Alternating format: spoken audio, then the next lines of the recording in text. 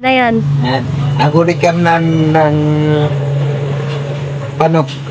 Manok. Manok ng kapitbahay para kami uminom ulam. Wala kaming ulam ay. Yan o. Okay, dinalo ko ng shotgun. Yan na, sarap to. Native yan. Ating tirahan yan. Saya. Tayo ng adobong gata sa native. You know? Yeah. Eh, hindi makita. Ulitin natin. Yan.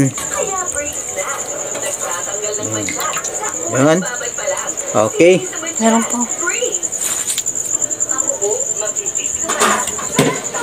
Sa pang native manok ating gataan. Yan ha. Ito mo lang ang lagay.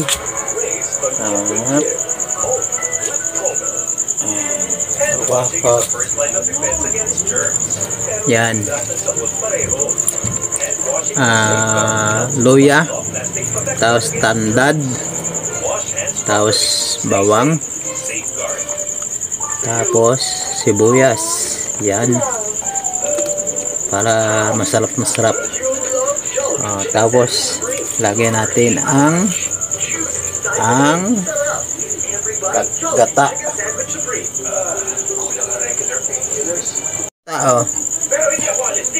Ha? Tapos lagyan ito ng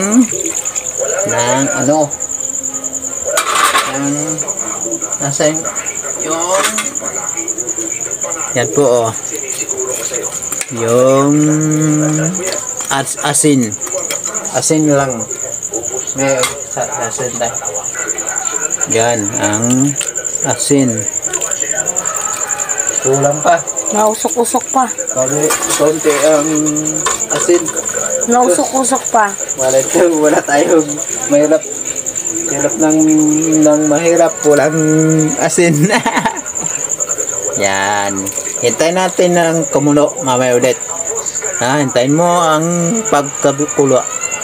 Okay, hintayin natin ang papaya.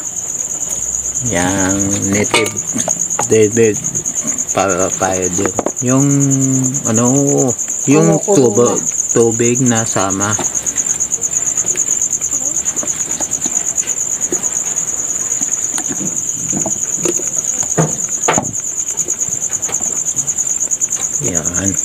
Yan ha.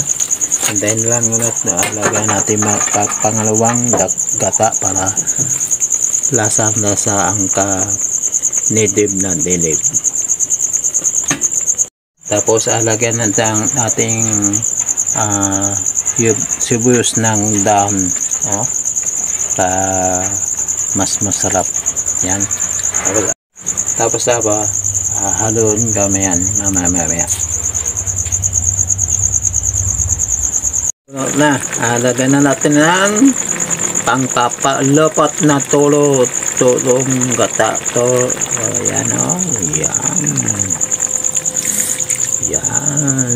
the best dyan.